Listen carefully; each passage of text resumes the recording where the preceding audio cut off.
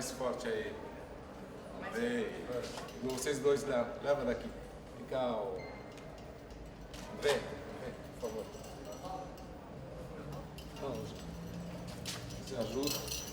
Podem ficar juntos aqui.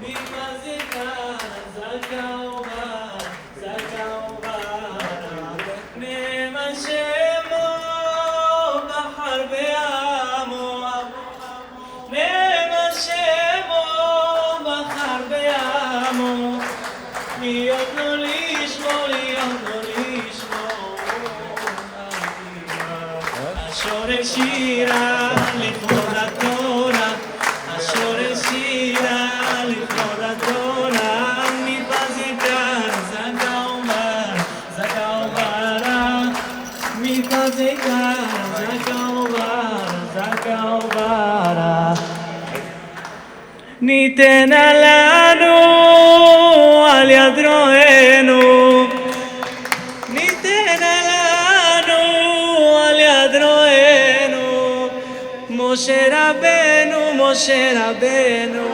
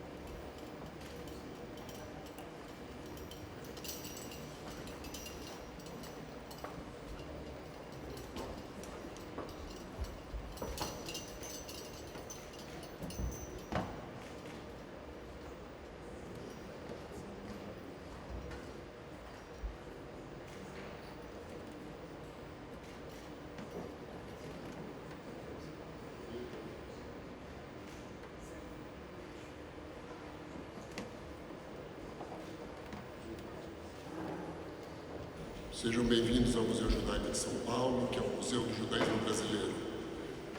Hoje é uma data especial para nós, onde nós comemoramos a comunidade sefaradi judaica de São Paulo. Como os senhores sabem, desde 2014, dia 30 de novembro, é considerada a data oficial da expulsão dos judeus dos países árabes do Irã por uma lei da Knesset, e ela é comemorada anualmente agora em Israel. Os judeus nos países árabes habitaram esses países há milhares de anos. Os judeus marroquinos primeiro chegaram com a destruição do Templo de Salomão, andando pelo norte da África. Os judeus do Egito, segundo o professor Simon Schama, um dos grandes estudiosos da história do povo judeu, está lá desde a época de Moisés. Alguns judeus egípcios não saíram no êxodo do Egito e continuaram praticando o judaísmo em terras egípcias. Os judeus da Síria estão na Síria desde os tempos do rei Davi, sabidamente. E os judeus da Turquia e de Salônica também são comunidades muito antigas. Infelizmente, essas comunidades foram praticamente extintas no século XX, em diferentes épocas, em diferentes situações. E os judeus foram expulsos sem direito a levar seus bens materiais, apenas suas memórias e poucos objetos de uso diário. O museu tem uma honra muito grande de expor aqui uma parte do seu acervo de origem sefaradi. Temos aqui no ciclo da vida, temos embaixo na história dos judeus no Brasil vários objetos desse legado sefaradi ao Brasil. E agora, no século XX, a comunidade se fortaleceu com a chegada dos judeus sefaradim, que hoje são um dos pilares da comunidade judaica de São Paulo. O museu torna, a partir desse ano, a data de 30 de novembro como uma data oficial de lembrança da comunidade sefaradi, da chegada deles no Brasil. De certa maneira, o êxodo dos países árabes foi ofuscado pela Shoah, um evento de tragédia muito maior, e que ofuscou, de certa maneira, o fato histórico do êxodo de 800 mil judeus dos países árabes. E nós estamos aqui para manter essa memória viva e lembrar e ensinar os nossos descendentes sobre a história dos judeus dos países árabes. Eu queria agradecer a presença de todos vocês e um agradecimento especial à família Dweck, que teve a grandeza de doar um Sefer Torah da Sinagoga do Cairo para o museu, onde ele será conservado de maneira absolutamente profissional nos próximos séculos. Muito obrigado, Abraão, Berta.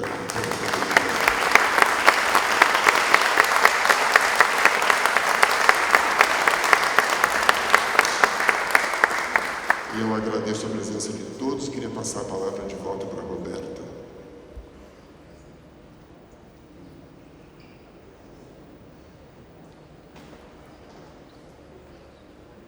Depois dessa introdução maravilhosa, a gente vai seguir em grande estilo também. Nós estamos comemorando 1 ano de abertura do museu. Foi em Hanukkah no ano passado e foi um momento muito importante, muito intenso. Mas não foi ali que começou o nosso trabalho. Nós começamos... Eu estava esperando a Ruth chegar para poder homenagear ela há 17 anos atrás, quando a Ruth falou para mim assim: eu fui convidada pela Clara Kochen para fazer parte do grupo das mulheres de Ladino. A Ariela está ali atrás fazendo que sim, a Ariela fazia parte do grupo. E aí a Clara Kochen apresentou mulheres que falavam ladino e outras mulheres sefaradim, e assim a Ruth começou a constituir o nosso acervo de obras sefaradim. Como disse o Sérgio, aqui no Ciclo da Vida nós temos várias amostras. Me lembro quando a Ruth chegou e falou assim: olha, a família da Beck Vaena quer nos doar coisas.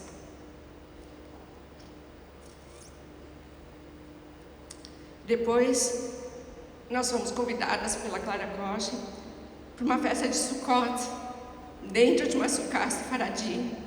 E eu chamei meu amigo Paulo Baruch para filmar. E aí o Paulo ficou emocionado com as músicas, porque o Paulo é de origem egípcia, e o Paulo, que acompanha a gente desde sempre, fazia parte desse grupo.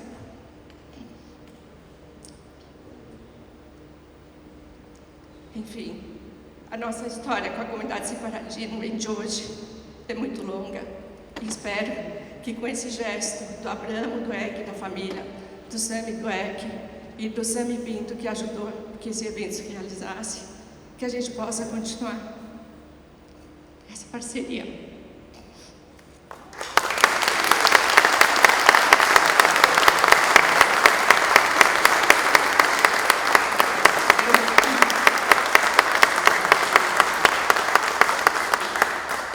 Eu vou chamar agora o Abramo e o Sami aqui, para que eles contem um pouco da trajetória da família Dweck, da trajetória dessa Torá. Eu vou estar aqui do lado no que precisar para ajudar.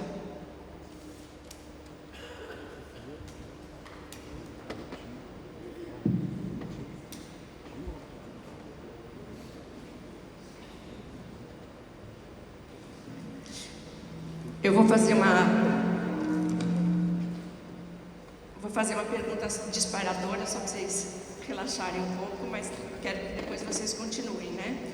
Então, eu queria saber se a família originalmente é do Egito.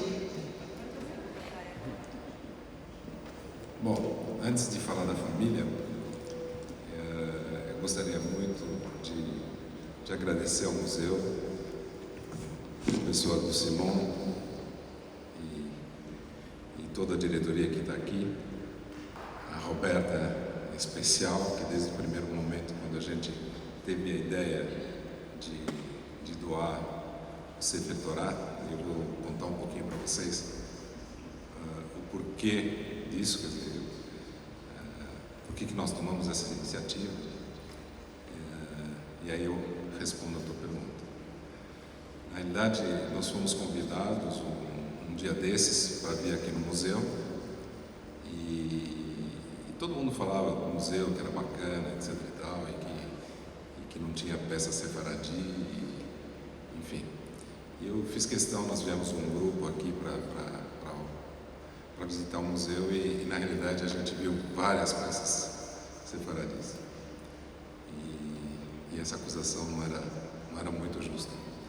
Mas o que me chamou a atenção quando a gente estava fazendo a visita, quando eu olhei para o Aron HaKodesh, eu não sei porquê, mas eu tenho uma fissura com o Aron HaKodesh. Eu sempre na sinagoga da Abolição, na nova sinagoga, o Aron HaKodesh nós sempre doamos em nome do meu pai. Me chamou a atenção a falta de um sefer com as características sefaradi. E perguntei por que não tinha um sefer sefaradi. Ele falou, simplesmente porque ninguém doou até agora, ninguém tomou a iniciativa de doar. Como nós trouxemos 2 Sefer Torah do Egito, eu falei, bom, quem sabe a Hashem mandou a mensagem que estava na hora da gente doar um Sefer Torah para a sinagoga. E foi a partir daí que eu falei com os meus primos, meus irmãos, a família, e tomamos a decisão de trazer esse Sefer Torah aqui para o museu. E vai ficar um lugar de muita honra, muito orgulho para nós. Então, nós é que agradecemos aí a oportunidade, Sérgio, de ter nos dado a oportunidade de poder doar um Sefer Torah para vocês. Esse museu é incrível.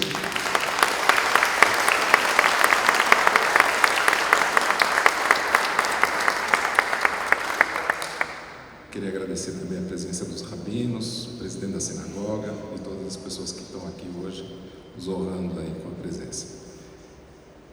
Bom, falando um pouquinho do Egito, eu vou primeiro passar a palavra aqui para o Sami, que é mais velho do que eu, e ele tem mais história do que eu. Sami, conta um pouquinho do Egito. Agradeço a todos vocês essa homenagem, ela é extremamente tocante. E na vida, tudo aquilo que pode parecer previsível não é tão previsível assim. A emoção que eu tive em ter aqui a presença de todos, em ter a presença de pessoas tão honradas e honráveis, tão nobres, dentro desse contexto de não saber o que ia acontecer, como que isso ia funcionar. Normalmente, o imprevisível me pilota melhor nos meus sentimentos. Eu falo mais com o coração do que com a razão. E isso me deixa afetivamente à vontade. Então, sobre a origem da família, a primeira pergunta, o que me marca bastante é que me deixa absolutamente seguro que nós temos uma tradição de Kohanim muito firme, muito forte.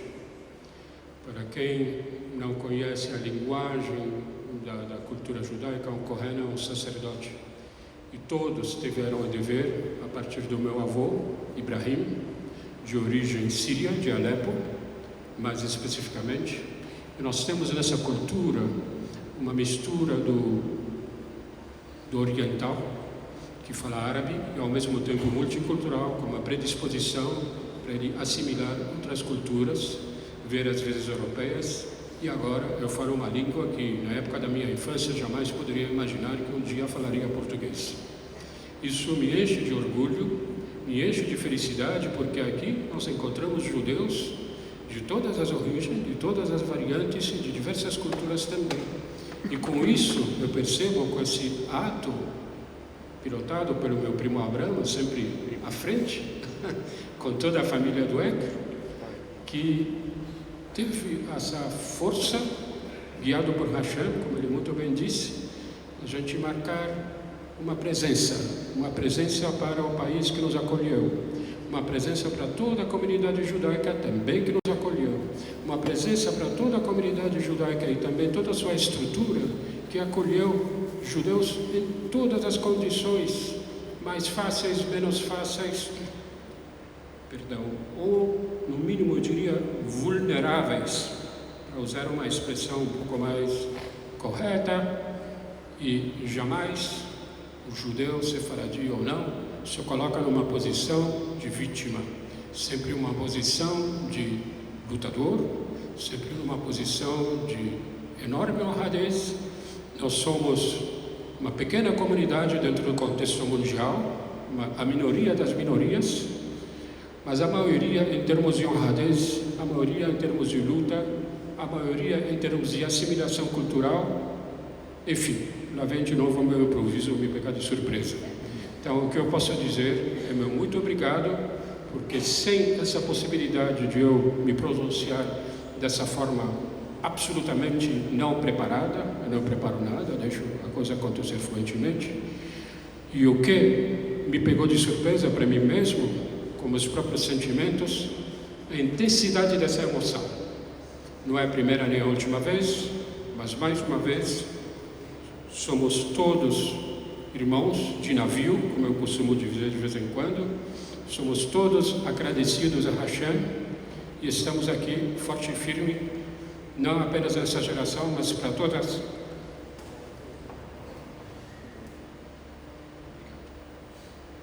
as gerações para vir. Eu quero aqui receber de corações abertos filhos e netos, e que nós possamos sempre continuar, que esse dia seja um marco de um começo de uma história que jamais terminará. Estamos aqui sempre de cabeça erguida, sempre orgulhosos por sermos judeus, todos iguais e todos irmãos.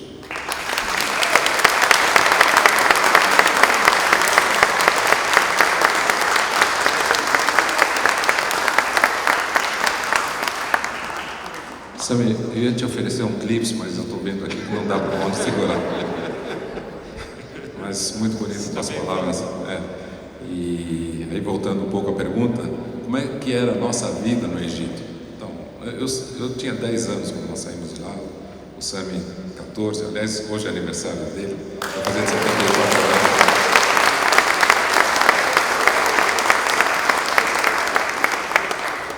O que eu me lembro é que nós tínhamos uma vida maravilhosa. O padrão de vida dos judeus lá era muito boa. Meus pais, os tios, todos estavam no ramo têxtil.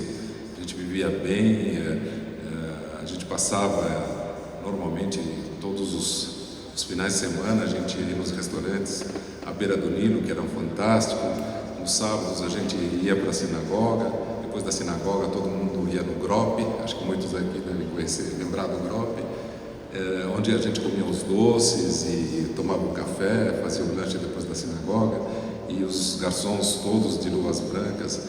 Então a gente tinha um padrão de vida muito bom, pelo menos o que eu me lembro da minha infância.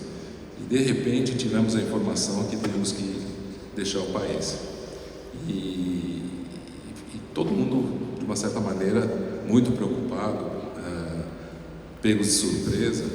E meu tio, David, e meu pai, que eram os irmãos mais velhos, começaram então a organizar a saída da família.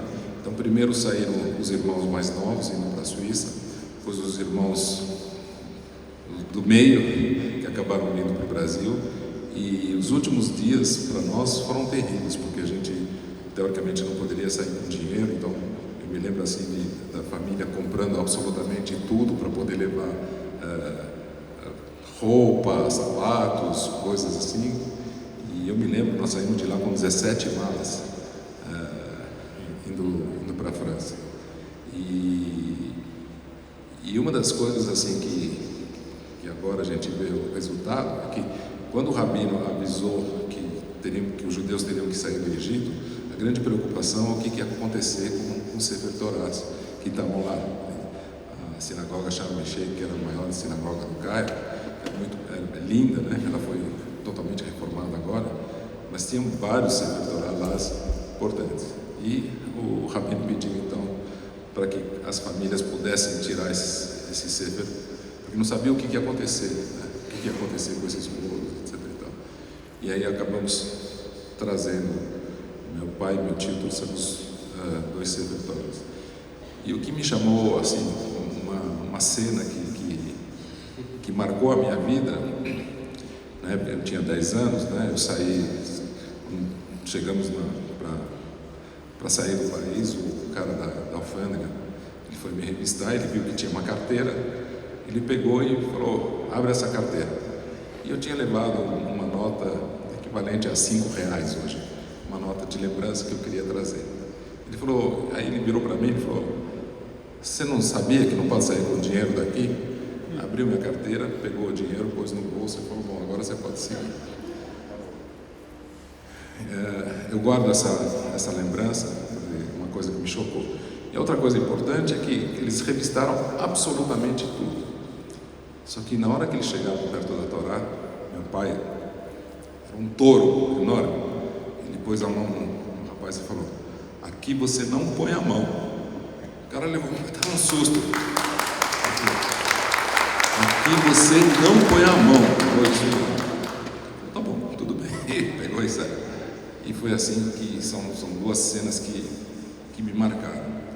Mas, respondendo a tua pergunta, os judeus no Egito tinham uma vida muito boa. Né? Não sei se você quer acrescentar alguma coisa sobre isso. Eu quero reforçar, porque naquele dia nós saímos juntos no mesmo avião, junto com Abraão. Eu me recordo da cena também, da alfândega, e ele disse que fomos revistados mais de uma vez. Na realidade, 2 vezes, eu me lembro. 2 vezes claramente. E eu lembro também a cena que eu jamais esqueço, ver que eles pediram que meu pai se despisse totalmente, absolutamente totalmente, e eu consegui ver meu pai totalmente despido através de uma cortina. Depois eles falaram, ok, agora você pode se vestir de novo. Depois eles chamaram ele de volta para mais uma entrevista, qualquer coisa assim, e eu despido uma segunda vez. Eu presenciei isso. A cena mais chocante foi quando o avião levantou voo, meu pai com o chapéu, porque a kippah não era comum para os judeus do Egito, nós não usávamos comum, mas ele estava de chapéu, para poder fazer as preces. Eu via da janela do avião, levantando o voo a caminho de Paris, do Orly, meu pai caindo em lágrimas, e minha mãe firme, falando, chega, Davi, chega, se acalma. Minha mãe, que normalmente era a pessoa mais fraca, naquele momento ela foi a pessoa mais firme. E aqui fica também a minha homenagem, que Deus a tenha em paz. Meu pai, minha mãe, todos os meus tios que não estão mais. E fica esse momento difícil, contado para todo mundo que quer ouvir, que nós tivemos de fato uma série de vantagens. Também o Abraão recorda bem o momento que nós decidimos que deveríamos deixar o país. Eu lembro daquele dia. Eu estava na sinagoga das grandes festas e o rabino Haim Nahum Afandi, que era o grande rabino do Cairo, ele fez um pronunciamento que era uma espécie de um anúncio que chegou a hora de deixar o país. Naquele dia das grandes festas, 1960, eu me lembro claramente. Era um dia de festa, normalmente, era Yom Kippur, Rosh Hashanah. Todo mundo saiu de cabeça abaixo. Todo mundo. Era um silêncio absoluto. Você podia ouvir uma agulha cair no chão. Era uma coisa impressionante. Jamais na minha vida lembro ter assistido às grandes festas na sinagoga da Rua Arli, no Cairo, numa cena tão difícil para nós judeus. Todo mundo em silêncio, todo mundo cabisbaixo. Nós sabíamos, nas grandes festas de 1960, que os tempos dos judeus no Egito já tinham terminado, nós estávamos encerrando uma história. E assim foi. Esse mesmo ano, também faleceu o grão rabino Chaim Nachman Afandi, e nós estávamos prontos para deixar o país. Isso foi o fim do ano de 1960. 1961 foi o tempo que nós precisamos para preparar tudo para a viagem. Em 1961, nós deixamos o país definitivamente a caminho de Paris-Orly. Chegando em Orly, na casa do meu tio, também já falecido, Jacques, os dois sefarim, eles nos acompanharam até a residência do meu tio, e eu lembro que eles estavam em cima de um armário. Então, eu criança naquela época, com 14 anos, aliás, o meu bar mitzvah foi um pouco empurrado, né? Porque era um momento difícil, era um momento, chegando no Brasil, nós vamos fazer a festa para o sangue. E foi assim que aconteceu. Então, os dois Torotos, os dois sefarim, eles nos acompanharam desde o Cairo até Paris, e de Paris até São Paulo. E cá está uma das peças que é o testemunho da continuidade da nossa história. O que Deus está achando?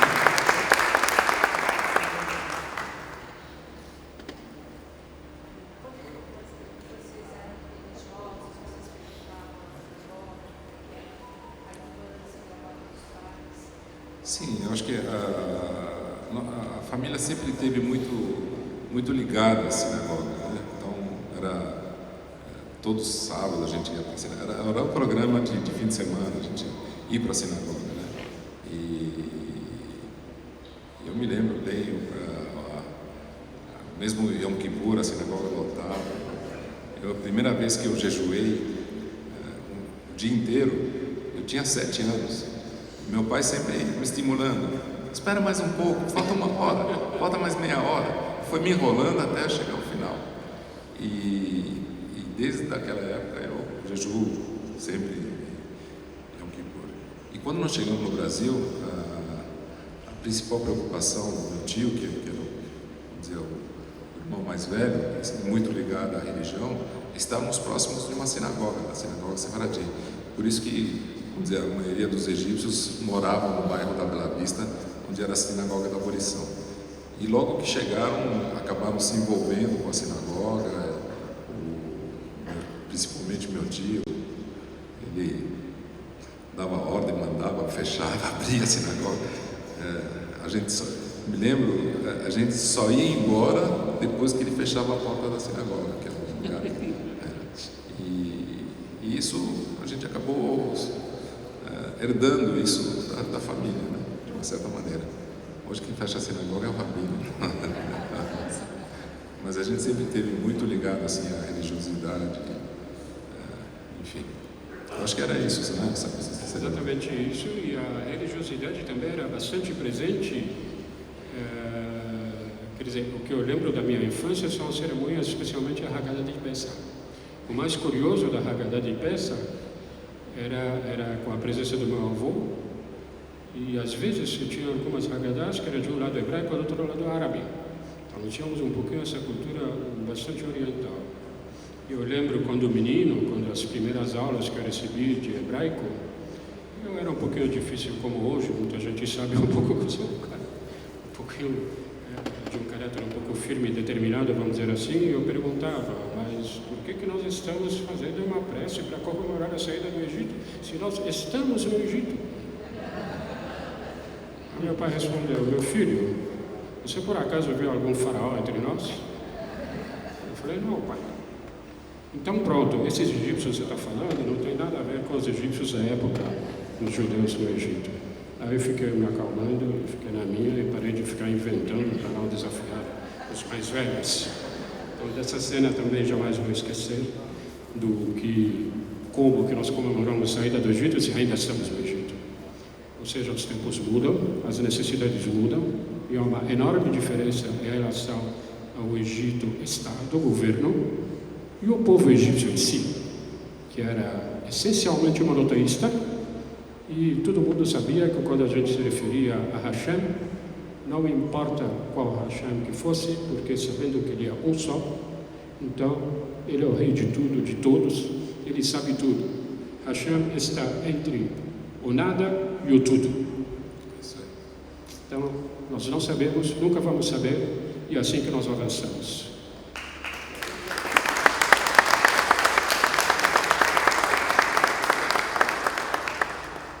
Mais alguma pergunta?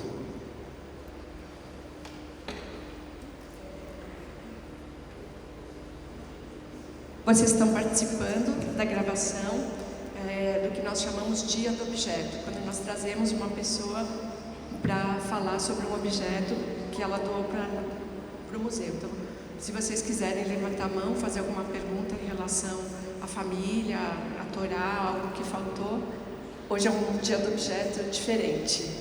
Acho que ele ali tem uma pergunta, ele também. Obrigado. Parabéns ao museu, parabéns à família do EC. Com muita honra a gente vê essa Torá aqui, que participou da nossa exposição, foi vista por mais de 1000 pessoas na hebraica, e a gente só pode agradecer. Queria que esses depoimentos que o Sam e a mulher estão gravados no site, que é a responsabilidade do Sam. E tem coisas muito emocionantes, eu gostaria que ele falasse um pouco do nosso site e do nosso trabalho. Obrigado, Davi, pela lembrança, obrigado pela proximidade também, pela amizade. Você me pegou pelo braço um dia e falou, Sam, escreva. Eu escrevi. Agradou, também preciso agradecer ao Nessim Hamamei, cadê o Nessim? Porque ele me puxou, Sam, vamos escrever, vamos fazer alguma coisa em cima disso.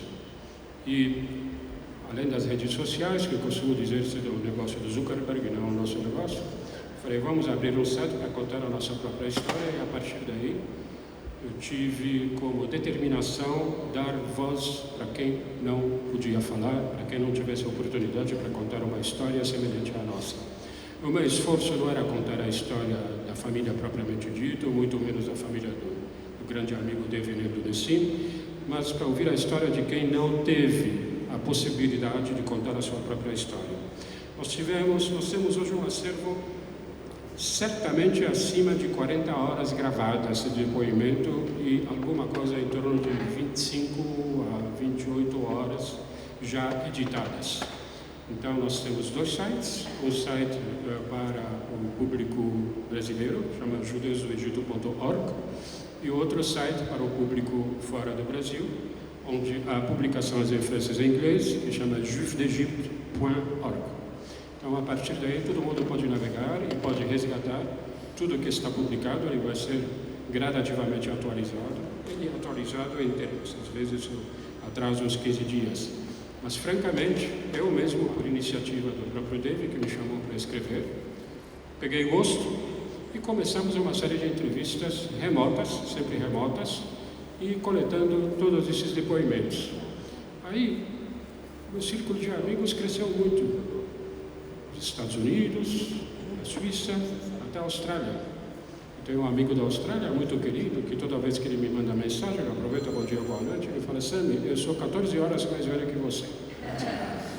Então, nós temos uma artista também que nos ajudou a criar a identidade visual dos Judeus do Egito, com a colaboração também do Abramo, do Marcelo, filho do Abramo, e de muita gente colaboradora também, que eu vou demorar um tempo para citar nome ou nome, mas basta visitar o site e vamos ver.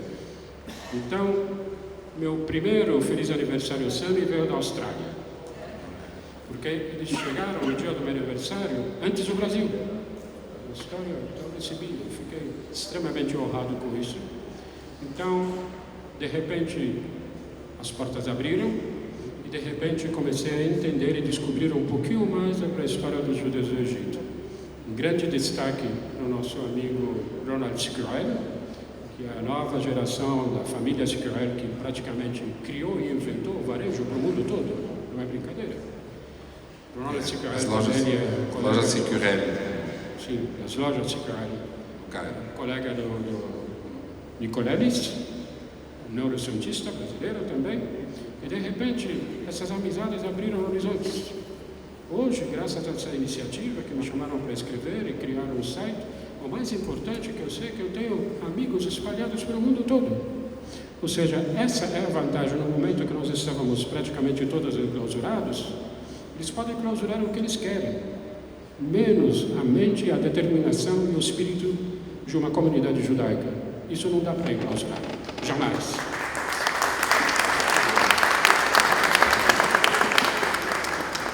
Obrigado, David. Obrigado a todos que colaboraram para tornar isso uma grande realidade. Muito obrigado. Primeiro, eu queria falar que eu estou muito emocionada e agradecida por esse lindo presente para a nossa sinagoga, para o nosso museu judaico. E queria perguntar para vocês vierem quantas pessoas para o Brasil?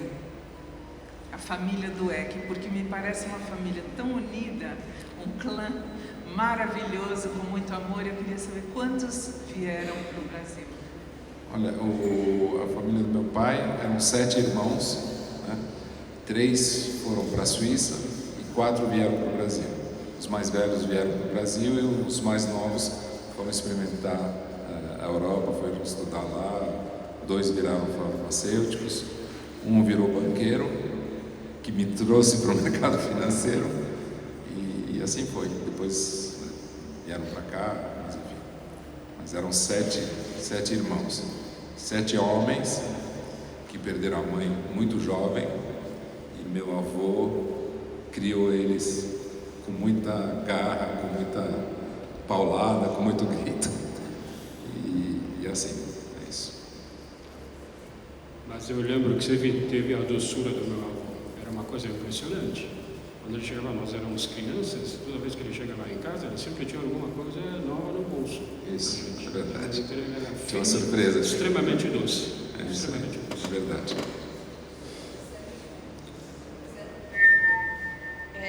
Você tem alguma história para contar de quando você estava na escola, de alguma perseguição, algum movimento antissemita que aconteceu quando você ainda estava no Egito? Deve quer perguntar alguma coisa.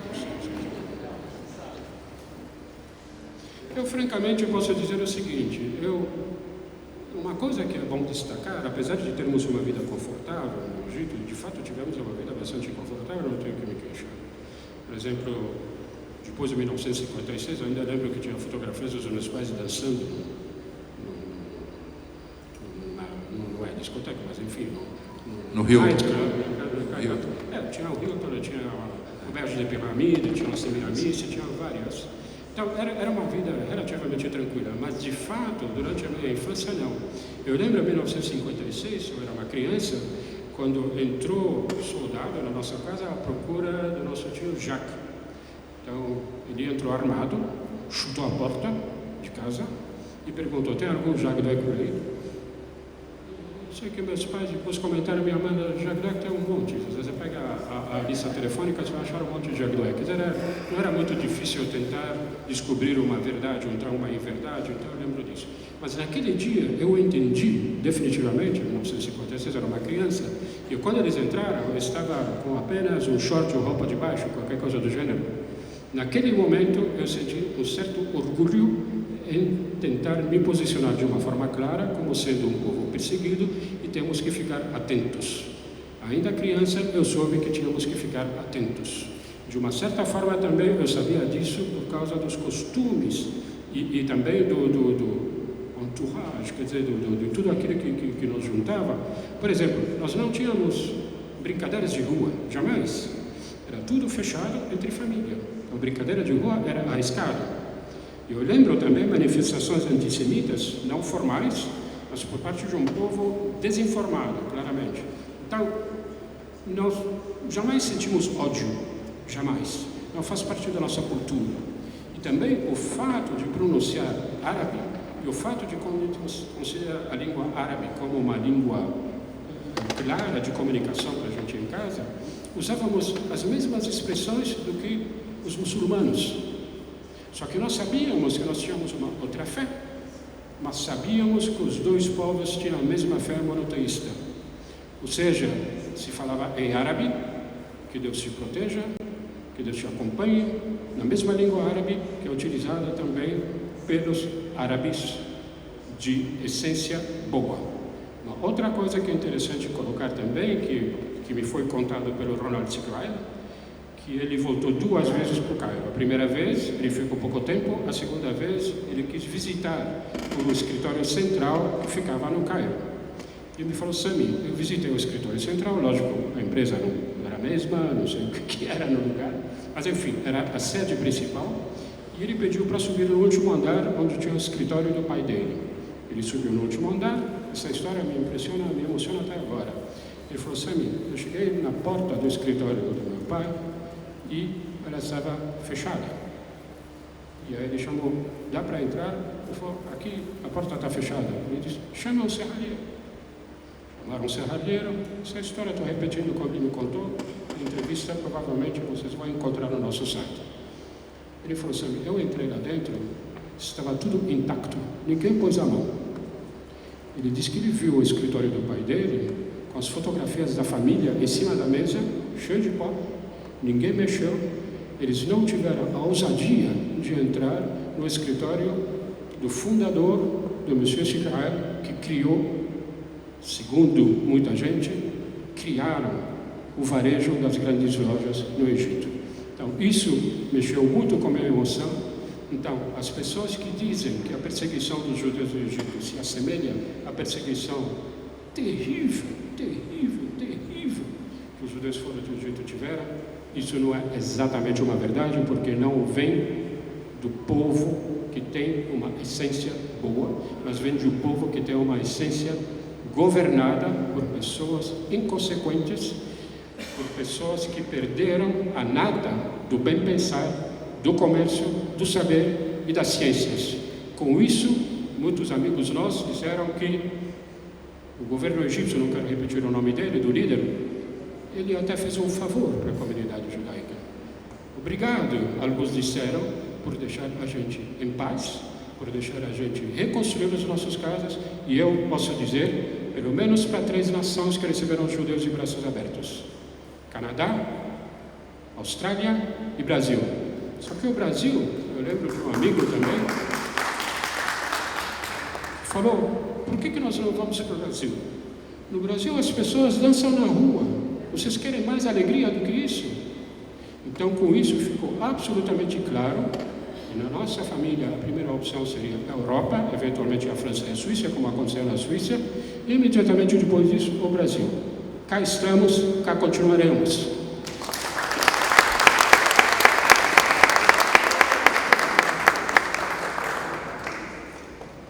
Mais alguma pergunta? Alguém gostaria de perguntar? Então, como eu falei, nós estamos gravando um Dia do Objeto, faz parte do nosso programa do Centro de Memória do Museu Judaico. Nós temos várias já gravadas, assim como nós temos um núcleo de história oral, onde nós temos mais de 400 depoimentos, e temos um núcleo de história oral que gravou entrevistas sefaradim durante a pandemia. Então, esse material está disponível para ser consultado. E nós temos a reserva técnica, a Judite aqui, a Ruth aqui, também recebem às quartas-feiras à tarde. Quem quiser visitar os nossos objetos, o nosso acervo, estão convidados. E a Linda, que agora está aqui conosco também, o Centro de Memória agora está dentro do museu, também vai poder ser visitado. Quero agradecer muito vocês, quero agradecer toda a equipe do museu pela dedicação, pelo trabalho. E eu vou chamar o Rabino Sami Pinto para falar as palavras finais do nosso evento. Muito obrigada.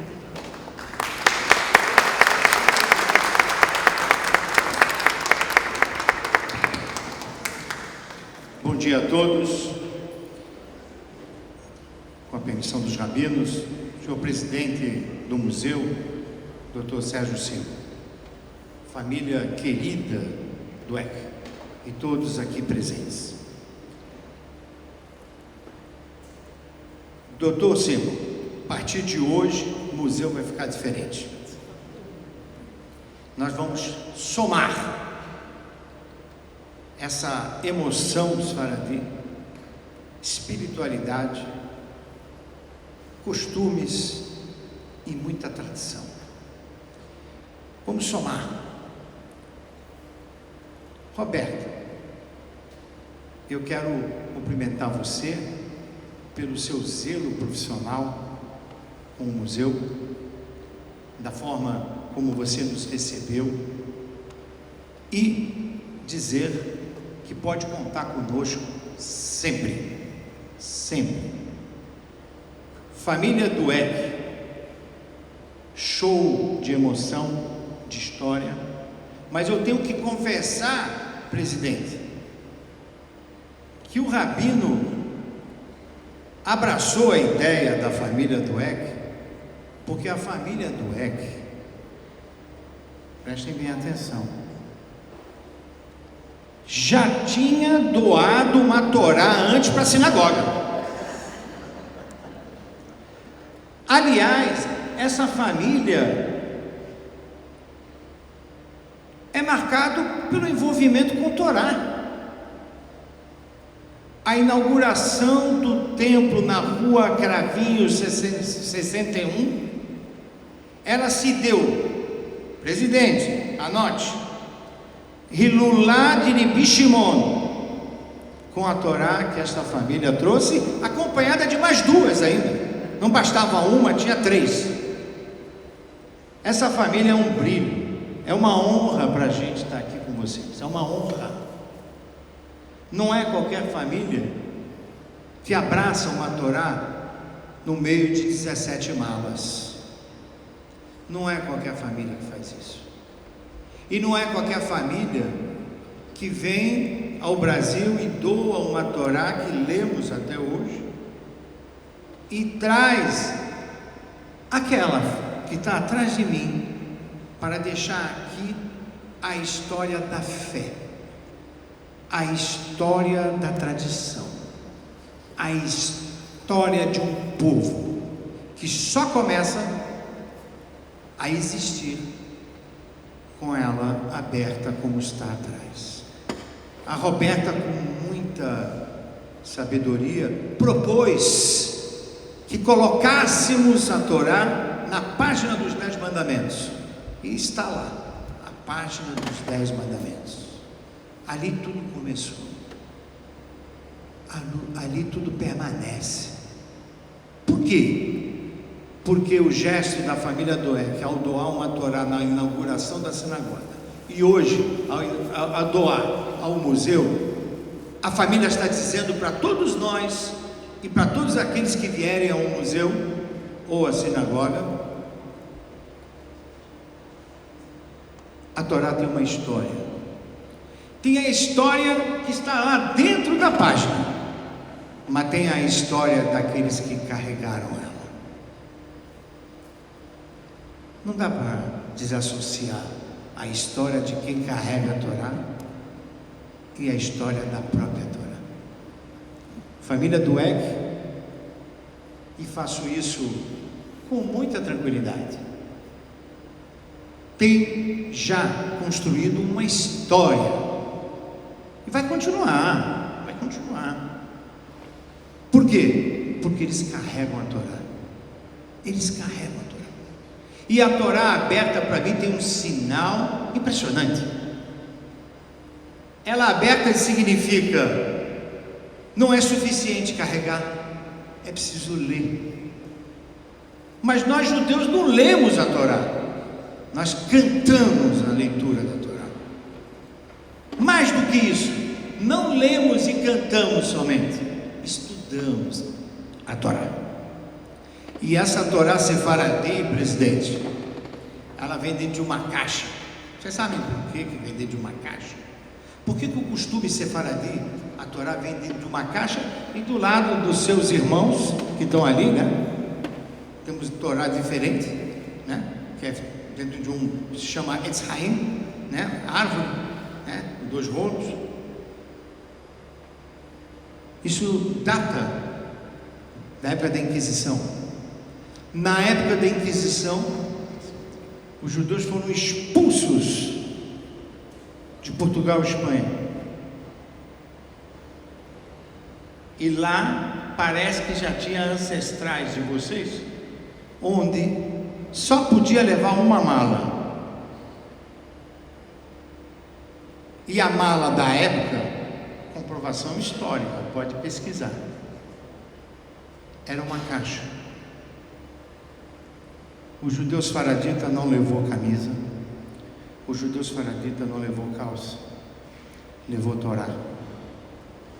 A roupa a gente vê depois, muito tempo depois, com a instabilidade política do Egito, a família do Eck repete, na versão moderna da história, um minutinho, e a Torá? É brilhante isso, e muito acertada a colocação de uma Torá aqui neste museu. Muito acertado, o senhor Abramo, você já antecipou dando uma outra Torá para a gente, muito acertado. Senão a gente ia ficar com inveja, com ciúme. Por ter ciúmes de estudo de Torá, pode, presidente, pode, você não tem problema nenhum. Então, eu apenas aqui reforço essa beleza do gesto, desejo e abençoo na figura do presidente, que está fazendo grande história. Porque, presidente, o senhor é um médico renomado, o Abramo, do mercado financeiro, é um senhor renomado, mas vocês vão marcar muito mais registros históricos pela atuação que vocês fazem pela comunidade judaica. Isso é impressionante, e eu tenho que ficar aqui e literalmente deveria, não farei, só para não ficar muito fora do protocolo, eu deveria tirar meu chapéu para vocês. Vocês dão um exemplo no dia de hoje de uma união sem fim, uma união em que vai marcar esta comunidade, de uma família, quando olharem essa Torá, uma família que carrega a Torá, que proporciona condições para a gente abri-la, ler, cantar e estudar. Isso é a história da família que carrega. E a história que está dentro da Torá é fenomenal, é brilhante. Os meus cumprimentos, que a Kadosh Baruch Hu dê à família do Eck, a todos. Aprendi a gostar de você, Sami, não porque você tem o mesmo nome do que eu, mas pela doçura como você fala, com a emoção que você fala, com uma intelectualidade muito bem organizada. Eu aprecio muito quando você está na frente do microfone, desde a exposição na hebraica, venho acompanhando você, né? Quero te ouvir mais, quero ficar mais perto, ou quiçá você ficar mais perto da gente, né? A honra é nossa, a honra é nossa. O senhor Abramo,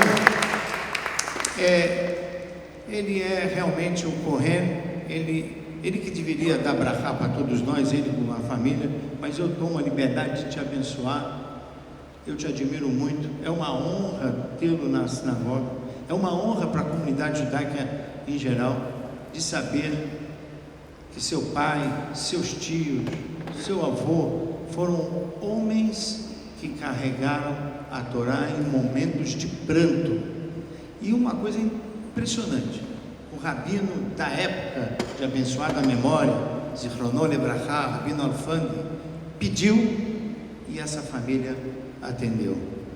Eu posso dizer, o que eu falo para esta família, eles atendem, é algo hereditário, são homens espirituais. E aí o museu faz com muita sabedoria colocar a Torá na grandeza desta família. Sejam sempre Arihut Yamim, muita saúde para vocês, para todas as senhoras da família, os filhos, os netos e os bisnetos, e que possam todos os filhos e os netos honrarem essa história, prosseguirem com essa história, como assim vocês fizeram. Mazal Tov 2 vezes por vocês.